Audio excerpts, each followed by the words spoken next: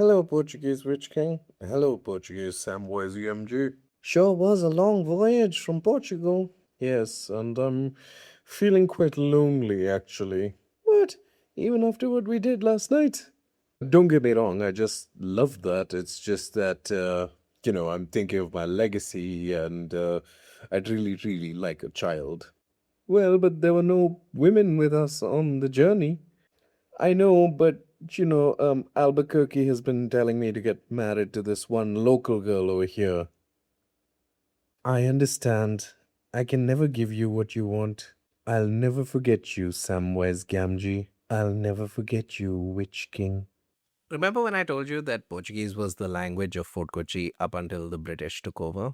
Well, ever since then, I have been bombarded with requests to kind of explain how initial contact would have happened and how people started speaking this language and understood each other. Okay, fine, one person asked me this. Well, we actually have a lot more details about this from when the Dutch took over. Dutch men married mixed race women who were descended from a Portuguese father and a Malayali mother. These women spoke Cochin Portuguese Creole and they also knew a smattering of Dutch words, and this allowed them to communicate with the newly arrived Dutch men.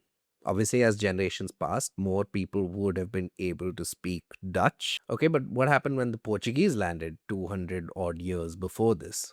Well, they also married local women, and crucially, a lot of them married local Muslim converts, as in Malayalis who had converted to Islam. It isn't inconceivable that a lot of these women spoke a little bit of Arabic because they would have had contacts with trade communities. The Muslim community in Kerala at this time was well integrated into trade networks.